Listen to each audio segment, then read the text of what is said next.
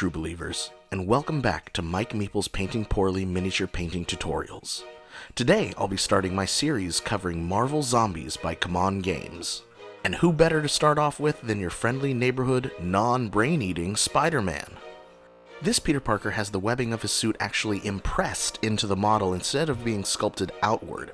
This is actually going to make it easier for us, as I'll be relying on some contrast paint tricks to assist the process.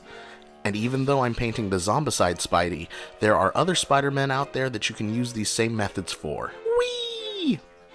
I'll be priming Spidey with a zenithal highlight before we start, and if you have any questions on how to do that, make sure you check out my how-to video.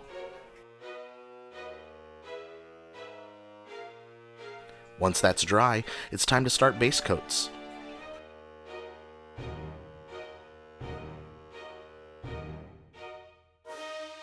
We'll be starting off with some Blood Angels Red by Citadel from their Contrast Colors line. Because of the zenithal highlight and the translucency of the contrast paint, you'll start to see a rudimentary highlight and shade, along with really pronouncing that webbing on the suit.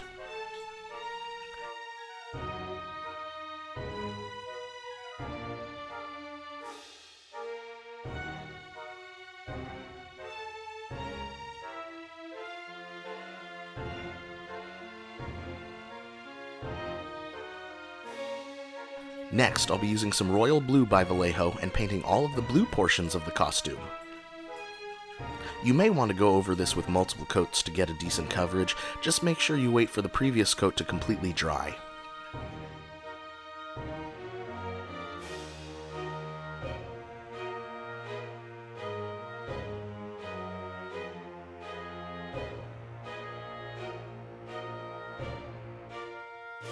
After that, take some neutral gray by Vallejo and paint the rubble that Spidey's standing on.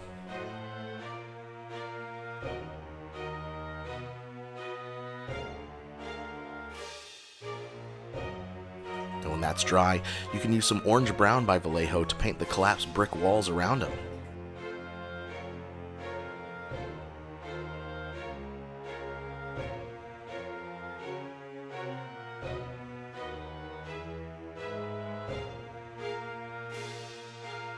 At this point, I recommend using some dark vermilion by Vallejo to do any touch-ups, like I'm doing for the spider logo on his back.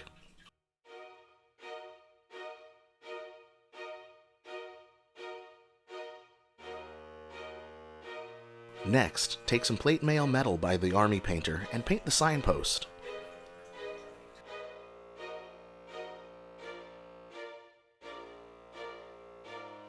There are also some bits of rebar that are sticking out from the rubble. Make sure you paint those as well.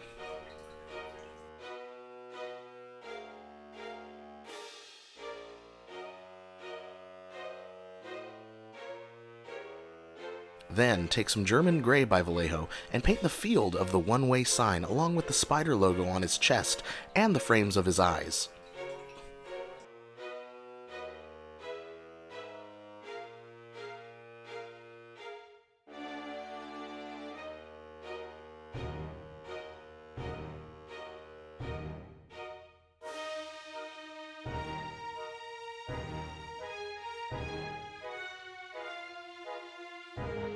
After that, take some Sky Gray by Vallejo and paint the webs along with the arrow of the one-way sign and the eyes themselves.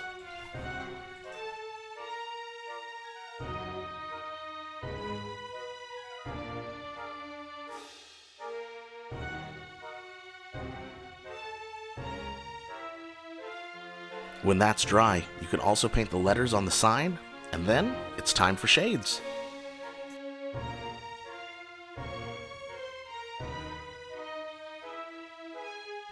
We're going to start off with Red Tone by the Army Painter, and we'll be applying just a tiny bit of that to any red area that you touched up earlier.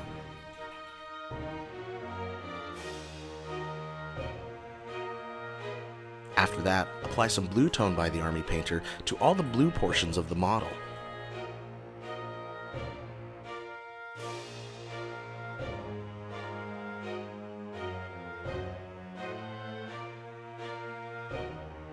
Then take some Nuln Oil by Citadel and apply a thin layer to the rubble, collapsed walls, webbing, and the one-way sign and the post.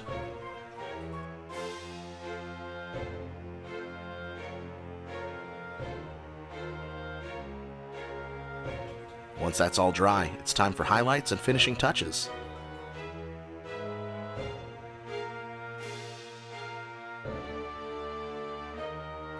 We'll be starting off by using dark vermilion to highlight some key areas of the red to really make it pop, such as the logo on the back, and some of the pattern on his head, face, and chest.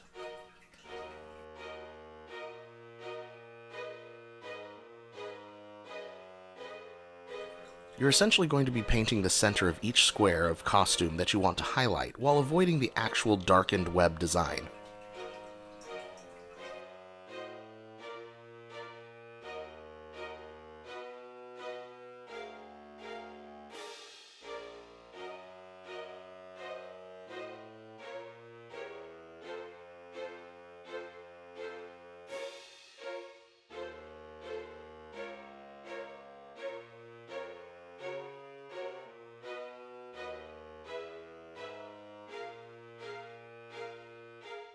For a second highlight, use some Amaranth Red by Vallejo and just paint small dots and some edge highlights along the top of the squares you just highlighted.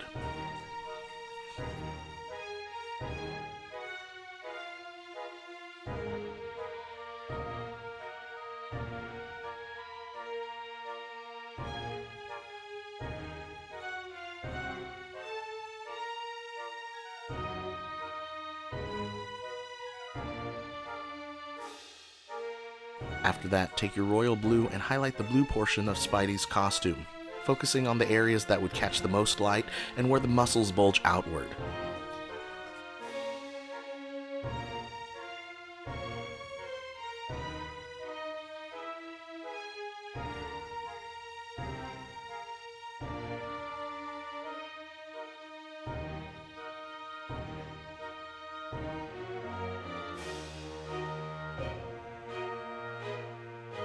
For a second highlight, mix together equal parts royal blue and blue green by Vallejo, making sure that you paint a slightly smaller area than you previously highlighted.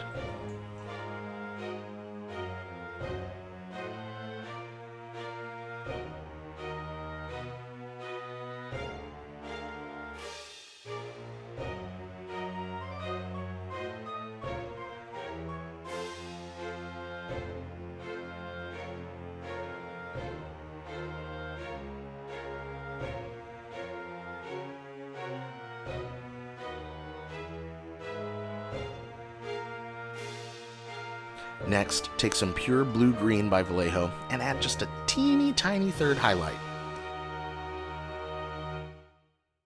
This shouldn't be more than a little dot here or a little line there.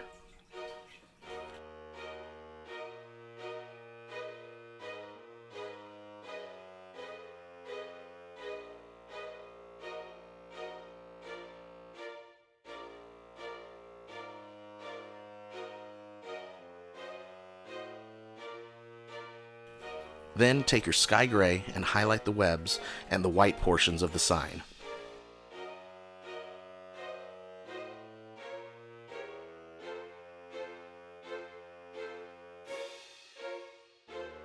To add a second highlight, grab some white and do some touch-ups, along with highlighting the middle of each eye.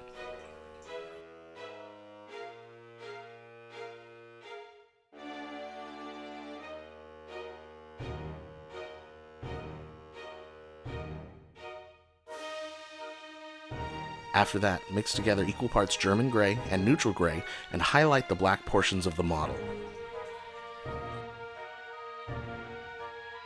And you can add some sky gray into the mix to get a second highlight once you're done.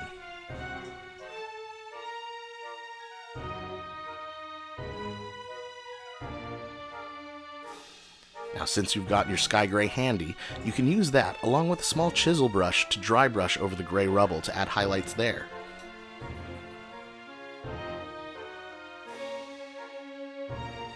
Next, you can grab your orange brown and add an edge highlight to all the brick portions.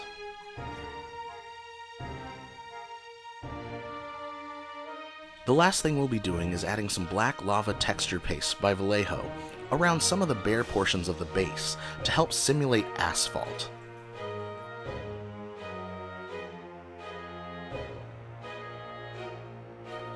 Then once it's dry, you paint the rim,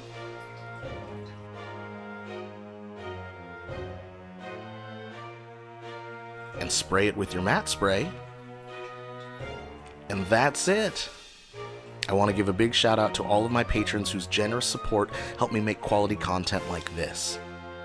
And if you're interested in becoming a patron yourself, information on how to do so can be found in the description for this video, along with links to all the supplies I used today, and a link to my blog, where you'll find more tutorials for games like Marvel Zombies. And if you like this video and would like to see more, remember to like, comment, and subscribe. Excelsior!